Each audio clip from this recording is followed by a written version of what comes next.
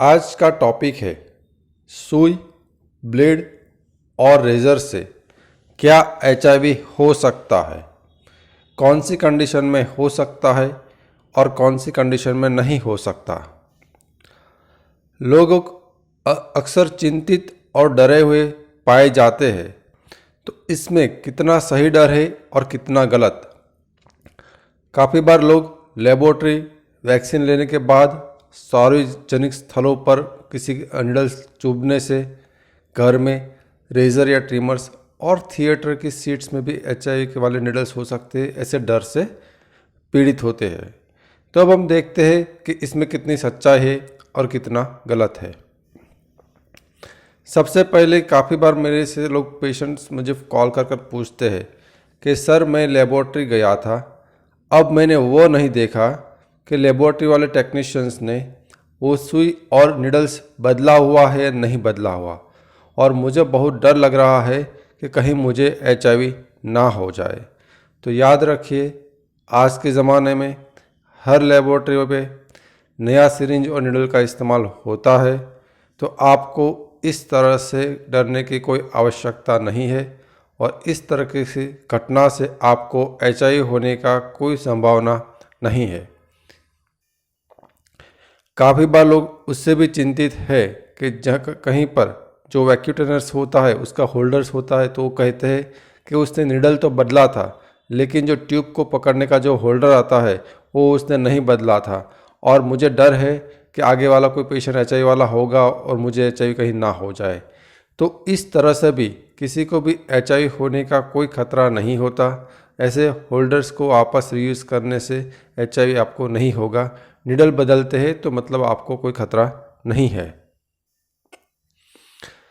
कुछ लोग आजकल में से बहुत सारा वैक्सीन का प्रचलन है कि जिस तरह से कोरोना की वैक्सीन लेने के गए या तो किसी और बीमारी के लिए इंजेक्शंस लेने के ले गए, और बाद में उसको डर सताता है कि उस टेक्नीशियंस ने या तो जो भी नर्स थी तो उसने अपना इंजेक्शंस बदला कि नहीं बदला, सुई या सिरिंज बदला कि नहीं बदला मुझे पता नहीं है, और वो कहीं उससे मुझे एचआईवी तो ना हो जाए। तो इससे भी आपको एचआईवी होने की कोई संभावना नहीं है, क्योंकि हर जगह इंजेक्शंस देने पर या तो वैक्सीन्स देने पर लोग नया सुई या सिरिंज इस्तेमाल करते ही है। यदि आपको अपने आँखों से कंफर्म देखते हो कि हाँ वो पहले इस्तेमाल किया हुआ था, नहीं बदला, उसके बारे में भी मैं कंफर्म हूँ, मैंने देखा ही अपने आँखों से, तभी आपको डरने वाली बात है, वरना आपको अंदाजित मीन्स के इमेजिनेशंस कर कोई डरने वाली बात नहीं है। सार्वजनिक स्थल और घर के आसपास भी कभी पार्क, गार्डन, बीच, पब्लिक टॉयलेट और रास्ते पर कभी कभार ऐसी सुई या सिरिंज हो सकती है और कभी कभार किसी को लग भी सकती है। तो इस घटना में भी एचआईवी होने का डर है कि नहीं, वो अब हम आगे देखेंगे। उस तरह से मीन्स के आम तौर पर मीन्स के ऐसे सार्वजनिक संस्थाओं पर, सार्वजनिक जगहों पर इस तरह के मीन्स के मान लो कि कांटे हैं, सेफ्टी पिन से अपने जो से कपड़े सीने की जो सुई है वो हो सकती है, नेल हो सकती है, या तो नोटिस बोर्ड का पिन हो सकता है। तो इस किस्म की ठोस चीज़ें हो सकती है और इससे एचआईवी होने का कोई खतरा नहीं होता, 1% भी नहीं है। रास्ते पे पड़ी हुई इस चीज़ों से आपको एचआईवी होने का कोई खतरा नहीं होता, और क्यों नहीं होता वो मैं आपको आगे बताने जा रहा हूँ। कुछ लोग घर पर भी इलाज करते हैं, जिस तरह से मान लो किसी डायबिटीज़ का पेशेंट्स है तो उसका इंसुलिन का इंजेक्शन चल रहा है, या तो किसी और बीमारी के लिए कभी कभार मीन्स के घर पे भी इंजेक्शन का इस्तेमाल होता है। तो आपको हमेशा ध्यान रखना है कि ये इंजेक्शंस आपको आपके घर की जो डस्टबिन है, कचरे की पेटी है, उसके अंदर नहीं डालना है।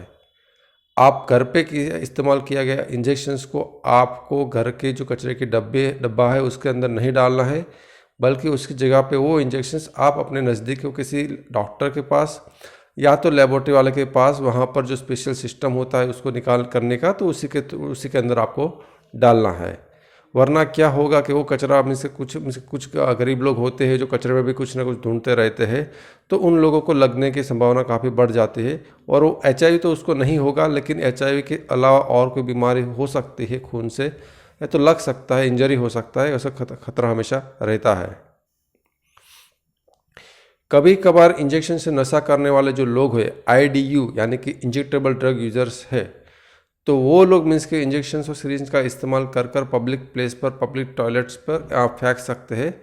और यदि वो सिरिंज या नीडल्स किसी को लगता है तो तो खतरा होता है, लेकिन वो बहुत ही कम होता है, क्योंकि वो तुरंत में उसके बारे में आगे बताऊंगा कि उससे भी होने के खतरा कितना कम होता है, और आमतौर पर वो ज़ीरो के नज़दीक ही होता है। तो ऐसे जो मीन्स के इंजेक्शन से नशा करते हैं उन लोगों को मीन्स के वो इस्तेमाल की गई सिरिंज कहीं फेंक ना दे, तो उसके लिए गवर्नमेंट नीडल एक्सचेंज प्रोग्राम चला रही है कि जिसके अंदर मीन्स के जो भी नशा करते लोग हैं उसको अपनी इस्तेमाल की गई या सुई या सिरिंज इस प्रोग्राम के तहत जो भी उसका सेंटर से वहाँ पर डिपॉजिट करानी होती है, और उसके बदले में गवर्नमेंट उसको नया सिरिंज देता है। तो इस तरह से मीन्स के वो लोग आम पब्लिक प्लेस पर भी वो इंजेक्शन्स नहीं फेंकेंगे, और जो अंदरूनी भी वो लोग सिरिंज और नीडल का एक्सचेंज करते रहते वो भी नहीं करेंगे। तो उन लोगों में भी हेपेटाइटिस बी, HIV या तो HCV, हेपेटाइटिस सी जैसी बीमारी होने की संभावना कम हो जाएगी। अब आप पहले काफ़ी मैसेजेस से आ रहे थे व्हाट्सएप पर या तो मीन्स ईमेल्स में कि फेसबुक पर के आजकल लोग मीन्स के थिएटर्स में HIV पॉजिटिव इंसान वाली खून वाली सुई रख देते हैं और उससे लोग HIV फैला रहे हैं। तो प्रैक्टिकली साइंस के तौर पर ऐसा नहीं होता। तो इस तरह से रखी गई हुई सुई से किसी को HIV नहीं होगा, तो ये बिल्कुल गलत है, ये एक अफवाह है। तो आप इस चीज़ से डरे मत, और आपको थिएटर में जाकर किसी भी किस्म के कोई भी सुई या सिरिंज से HIV होने का कोई खतरा नहीं है। और ग्रूमिंग के साधन जैसे कि रेज़र है, ट्रिमर्स है, तो काफ़ी लोग ऐसे भी डरे होते हैं कि मैं सेविंग करने के लिए या तो बाल बनाने के लिए गया, कटिंग करने के लिए गया, वहाँ पर मुझे उसका ब्लेड वाला अस्त्र लग गया या तो मुझसे उसका ट्रिमर्स लग गया और उससे मुझे HIV ना हो जाए। तो किसी भी तरह से साधनों से HIV होने का कोई खतरा नहीं होता। तो इस चीज़ से भी आपको डरने की कोई आवश्यकता नहीं है। तो अब देखते हैं कि इसमें कौन से किस्म में जोखिम होता है या कौन से किस्म में जोखिम नहीं होता, उसको किस चीज़ पर आधार रखता है। तो HIV होने का जोखिम है वो कितना रिस्की है या नहीं। सबसे पहले तो मीन्स कि जो अस्पताल में लोग इस्तेमाल करते हैं जो इंजेक्शन्स, तो आम तौर पर वही मान लो कि किसी डॉक्टर्स या नर्सिंग स्टाफ है किसी पेशेंट्स को इस्तेमाल इंजेक्शन्स दिया, और कभी कभार ऐसा होता है कि वो इंजेक्शन्स देने के बाद वही इंजेक्शन या सुई नर्स या डॉक्टर्स को लग जाती है। तो मीन्स के फिर इसमें HIV होने का खतरा रहता है कि अभी का अभी आपने इस्तेमाल किया है सुई और सिरिंज, और तभी का तभी गलती से किसी और को मीन्स के मेडिकल स्टाफ को लग जाता है। तो उसको बोलते हैं ऑक्यूपेशनल नीडल स्टिक इंजरी, मतलब कि काम की जगह पर काम करने वाले लोगों को मीन्स से इससे खतरा होता है। लेकिन आमतौर पर रास्ते में पड़ी हुई सुई या सिरिंज को किसी को HIV होने का कोई खतरा नहीं होता। और यहाँ पर जो सुई का इस्तेमाल होगा वो होलो होगा, मतलब खोखला होगा, मतलब इसके अंदर ब्लड रहता है, या तो हो सकता है या तो पसार हो सकता है। दूसरा होता है ठोस यानी कि सॉलिड सुई, जैसे कपड़े की सुई, सेफ्टी पिन्स, नोटिस बोर्ड की पिन्स या तो नेल्स। ये सॉलिड है, ये हॉलो नहीं है, तो इसके अंदर जाकर कोई ब्लड छुपने की जगह नहीं है, इसके ऊपर ही ब्लड रह सकता है। और अपने ब्लड की कुदरती रूप से एक प्रॉपर्टी है कि वो बाहरी वातावरण में आकर, एटमॉस्फेयर में आकर वो 1 मिनट से अंदर ही वो सूख जाता है। और जो कांटे है वही है कि जो लोग गांव में कहाँ करते हैं तो कांटे रोड पर होते हैं, और गांव में अक्सर लोग में से खुले पैर नंगे पैर चलते हैं। तो उससे भी काफ़ी लोग मुझे फ़ोन करके, तो मुझे कहीं मान लो कि वो कांटा किसी और को HIV वालों को लगा होगा, बाद में मुझे लग गया तो मुझे कहीं ना हो जाए। तो इस तरह से भी किसी को HIV होने की कोई संभावना नहीं है, क्योंकि HIV वाला खून यदि किसी को इस कांटे पर होगा तब भी वहाँ पर खून तुरंत सूख जाने वाला है 1 मिनट के भीतर ही। तो वहाँ पर HIV का वायरस जिंदा रहने वाला नहीं है। अब देखते हैं कि जो मीन्स के हॉस्पिटल में काम करने वाले लोग हैं, नर्सिंग स्टाफ है या तो कोई डॉक्टर्स है, और उसको मीन्स को इंजेक्शन का HIV पॉजिटिव पेशेंट को इंजेक्शन्स देते हैं, और उसके बाद कभी किसी गलती को वही सुई किसी नर्सिंग स्टाफ को या तो डॉक्टर्स को लग जाती है, तो उसमें कितना खतरा रहता है। तो वो HIV पॉजिटिव पेशेंट में इस्तेमाल करने के बावजूद भी उसको ऐसा नहीं है कि किसी को और को मीन्स को सुई लगेगा तो उसको 100% HIV हो ही जाएगा। उसका जोखिम फिर भी बहुत ही कम है, जिस तरह से 0.3%। तो यानी कि मान लेते हैं कि HIV पॉजिटिव इस पेशेंट में इस्तेमाल की गई सुई है, वो पूरे एक साल भर में 1000 मेडिकल स्टाफ को लगता है, नर्स और डॉक्टर्स को मिला के। तब भी इनमें से एक एग्जाम्पल है, रियल फिगर नहीं है, तो तब भी 1000 में से सिर्फ 3 लोगों को HIV हो सकता है, मेडिकल नर्सिंग स्टाफ या डॉक्टर्स को। बाकी के 997 में से करीबन 997 को नहीं होगा। तो ये बात हुआ था जब होलो नीडल्स होता है तब है। अब मान लो कि कोई सॉलिड्स नीडल्स है, इस किस्म के नीडल्स में से किसी मेडिकल प्रोसीजर में इस्तेमाल हो रहा है स्यूचर्स करने के लिए। जब किसी को ऑपरेशन होता है तो उसका स्यूचर्स करने के लिए एग्जैक्ट ऐसा नहीं होता है, वो कव वाला होता है।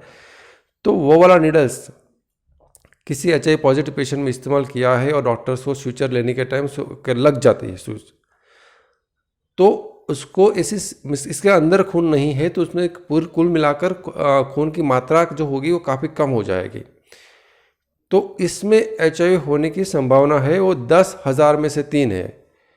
तो मान लेते कि चलो 10 साल में इसके इस तरह की जो सॉलिड नीडल्स है 10,000 डॉक्टर्स को या तो नर्सिंग स्टाफ को लगा है, तो उनमें से सिर्फ 3 लोगों को HIV हो सकता है, बाकी के 9,997 को नहीं होगा। तो कहने का मतलब है कि आमतौर पर ऐसा मानते हैं कि HIV पॉजिटिव लोगों के अंदर सुई या किसी को लग जाए इस्तेमाल की हुई सुई तो 100% हो ही जाएगा। तो 100% नहीं होता, ये यहाँ पर बताया ऐसे 0.3% या तो 0.03% होता है। कौन से किस्म की सुई है उस पर आधारित है। अब वो क्यों नहीं होता? आमतौर पर इसके रास्ते में पड़ी हुई सुई से, या तो कांटे से, या तो अस्त्रों से, या तो थिएटर की सुई से, या तो ग्रूमिंग मान लो रेजर है कि ट्रिमर से, उस पर इसके क्यों नहीं होता, उससे HIV क्यों नहीं फैलता? क्योंकि HIV का वायरस वैसे तो बहुत खतरनाक है, लेकिन वो जब तक अपने शरीर के अंदर है तब तक ही वो खतरनाक है।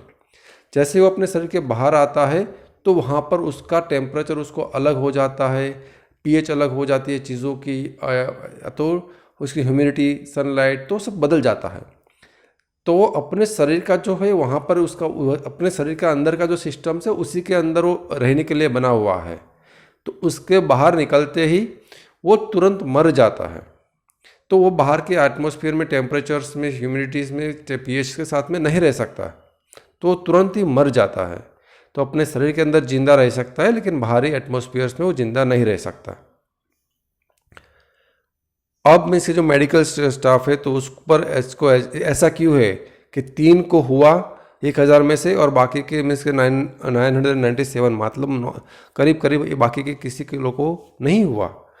तो कि कौन से किस्म की सुई है, वो आगे वाले कौन से पेशेंट में इस्तेमाल किया गया है, जो आगे वाला पेशेंट है उसमें कब इस्तेमाल किया गया है, जो पेशेंट है उसमें वायरल लोड की संख्या यानी कि 1 ml में कितने वायरस थे, जो उसको चोट लगी है ऊपरी चोट थी कि अंदरूनी चोट थी। तो काफ़ी चीज़ें होती है, उस पर निर्भर करता है कि किसी को तुरंत में से जो नर्सिंग स्टाफ है उसको HIV होगा या नहीं होगा। अब मैंने ऐसे पहले ही बता दिया कि जो HIV का वायरस है वो बहुत ही नाजुक है, जो खतरनाक है। जब तक अपने शरीर के अंदर है तब तक वो खतरनाक है, जैसे ही अपने शरीर के बाहर निकला, चीज़ों पर लगा, तो वो जिंदा नहीं रह सकता। इसीलिए तो किसी भी चीज़ों से HIV का वायरस नहीं फैलता है। जैसे कि ड्राई ब्लड्स, मैंने आगे का बताया कि जैसे अपना खून है वो 1 मिनट से भीतर ही वो सूख जाता है, और सूखे हुए ब्लड के अंदर HIV का वायरस जिंदा नहीं रह सकता। तो आपको ऐसा ब्लड पे कभी कांटेक्ट में आ जाए तो आपको कोई डरने वाली बात नहीं है। एक रिपोर्ट आई थी जिसमें दुनिया भर में 1500 लोगों को ऐसा पहचाना गया था कि उसको सार्वजनिक जगह पर कोई न किसी किस्म की सुई लगी हो, और बाद में सभी का टेस्टिंग्स हुआ था और टेस्टिंग में मालूम हुआ था कि 1500 सभी के सभी लोगों को सार्वजनिक जगह पर सुई लगने के बाद भी उसमें से एक भी इंसान को HIV नहीं हुआ था। तो कहने का मतलब है कि आप काफ़ी लोग इसके डर के साथ जीते हैं और उसको एंग्जाइटी का रूप ले लेता है, फोबिया का रूप ले लेता है। ठीक है, तो आपको डरना नहीं है, आपको ये जो बेसिक विज्ञान है उसको समझना है कि HIV का वायरस बाहरी वातावरण में ऊपरी चीज़ों पर जिंदा नहीं रह सकता। तो इस डर के कारण आपको काफ़ी लोग बार बार टेस्ट कराते रहते हैं तो आपको ऐसी घटनाओं से कभी बार बार टेस्ट कराने का कोई आवश्यकता नहीं है। आप इसके बारे में गूगल, यूट्यूब और इंटरनेट पर बार बार बहुत सारी चीज़ों को सर्च मत करें। आप जितना ज़्यादा देखेंगे उतना उतना ही ज़्यादा आपका कन्फ्यूज़न बढ़ेगा, आप डिसीजन से नहीं ले पाओगे और आपका डर भी बढ़ेगा। इसके बारे में आप बार बार लोगों से पूछते ना रहो। मैंने आपको यहाँ पे पूरा चीज़, हर चीज़ समझा दिया कि किस तरह से नहीं फैलता है। तो आपको बार बार किसी डॉक्टर से या तो किसी और व्यक्ति से इसके बारे में पूछते नहीं रहना है। आपको एक किस्म के मानसिक तौर पर आपको डर की छोटी बीमारी हो ऐसा हो सकता है। तो उसको कंट्रोल करने के लिए आप अपना फिजिकल एक्टिविटी यानी कि कसरत कर सकते हो, योगा कर सकते हो, लोगों से जो जुले मिले और लोगों से के साथ में वक्त बिताए, सामाजिक जीवन आपका बेहतर करें। मोबाइल, यूट्यूब और लैपटॉप्स पर कम से कम अपना आप समय बिताए। थोड़ा बहुत आध्यात्मिक होकर आप प्रार्थना वैसा भी कुछ कर सकते हो। तो जिस तरह से आपका मानसिक स्वास्थ्य सुधरेगा, तो इस तरह से धीरे धीरे आपका जो डर के साथ यदि आप जी रहे हो, फियर है, एंग्जाइटी है, फोबिया है, डिप्रेशन है, इस चीज़ के कारण, तो वो भी आपका धीरे धीरे ठीक हो जाएगा। और फिर भी लगता है कि ये सब चीज़ों करने के बाद भी मीन्स के आपको सही नहीं हो रहा है, तो मीन्स के आप डॉक्टर की मदद ले सकते हो। इसके HIV स्पेशल डॉक्टर से आप बात कर सकते हो, तो वो आपको कन्विंस करने की ट्राई करेंगे। मैं HIV/AIDS स्पेशलिस्ट डॉक्टर केतन रणपरिया, और यदि आप मेरे से व्यक्तिगत रूप से ऑनलाइन कंसल्टेशंस करना चाहते हो तो व्हाट्सएप पर दिखाए गए नंबर पर आप संपर्क कर सकते हो। और आखिर में चेतावनी, यहाँ पर कही गई बात एक आम जानकारी के लिए है। समय के साथ विज्ञान बदल सकता है। किसी भी जानकारी को अपने जीवन में लागू करने से पहले HIV/AIDS स्पेशलिस्ट से व्यक्तिगत रूप से राय लेना अत्यंत आवश्यक है।